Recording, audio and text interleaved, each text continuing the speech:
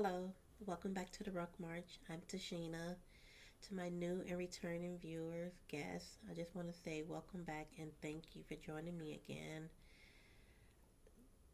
This episode is going to be about me still struggling with my mental illness because, like I said, there's no magic pill for this. It's just hard work and dedication. And this is also for veterans, service members, anyone struggling with mental illness, mental health. Just want you all to know that it's okay to not be okay. And if you need help, reach out for it, ask for it. Because at times I didn't want to do that. I just felt that I was going to be letting my team down if I did such things.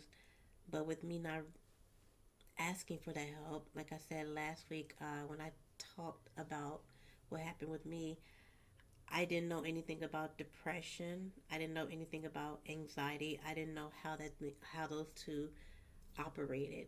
And to come and find out that it was happening to me, it was actually happening within me. But I noticed that there was something going on with me. I just knew that I wasn't feeling like Tashina. I wasn't feeling like myself. And how I masked a lot of that with drinking. But before I went into start doing all of that, a lot of things had transpired with me. I sought help indirectly a lot of times, but when I did seek it out, I I accepted it, but I wasn't always doing the hard work. I did the work for a little bit, but it wasn't for it was just enough to get me back in the fight with like getting back to work or whatever. So I always had what I was going through in my head, but I couldn't let it show. I couldn't show weakness like that. And although they were telling me, my command team, my chain of command, was telling me that it's okay that you're going through this, take as much time as you need it. I just felt like I couldn't be doing that to those that I was serving, those to my left and to my right. And how I didn't want to be a slacker. I didn't want to be that. I didn't want to be that guy. I didn't want to be that person, that soldier, that NCO. And when I rushed out for help, it was a lot. It was a lot of times that I struggled with depression. I still struggle with it, but in those times, it was like I just went to behavior health just to be going, but I just wanted to get what was on my chest off. It needed to come out. It just needed to get out of my head and out into the open for somebody else to hear and tell me what was it that I was going through. So I started opening up little by little, and with me opening up, I started taking it serious because yeah, I go home at the end of the workday. I tend to my house, I tend to the family, but what happened in session, it was still there. It was still very active in my mind. And a lot of times I would just go to therapy and I would just sit there and I wouldn't talk about anything. I wasn't I wasn't ready to keep on talking about it. So with you all, I'm being honest. I'm coming here, putting my truth out there because, like I said, the reason why I started this channel is because I found out that there was a veteran suicide awareness day and how we needed more than one day to talk about this subject. It's a very sensitive topic, but there's a lot that I have to share with you all to let you know that I did the work. I'm still doing the work. And if you need that help, you reach out and you ask for it.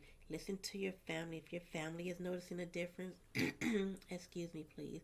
If your family is telling you that they notice a difference in how you're moving, how you're carrying, just take it. Take what they're saying.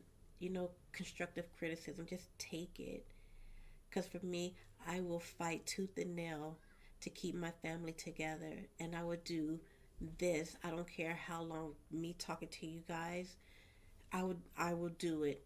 I will be here. I'll show up every Monday until who knows sharing my story because there's a lot excuse me, there's a lot to be said, and I'm going to talk a little bit about again like my battle with suicide attempts and this depression that drives it.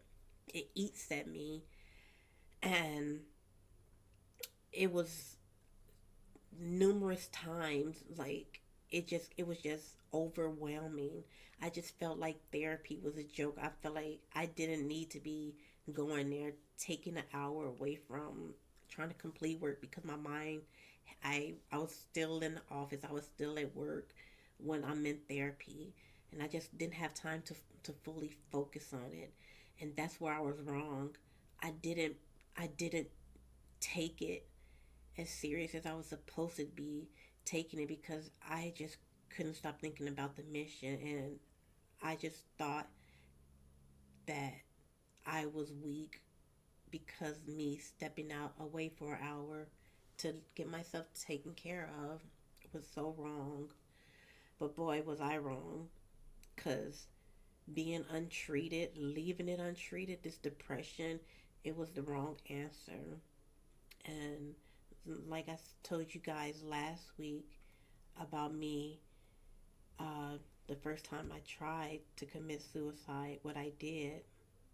So I talked to my therapist. I thought I had gotten over that, but I really didn't. I knew it was still there. It was very so. It was very much present still. So I stayed at that duty station at Fort Sill. I stayed there for like 4 years, 3 years, close to 4 years. I stayed there, and I went through a divorce. I had it was me and my son. At that time, my son was diagnosed with autism.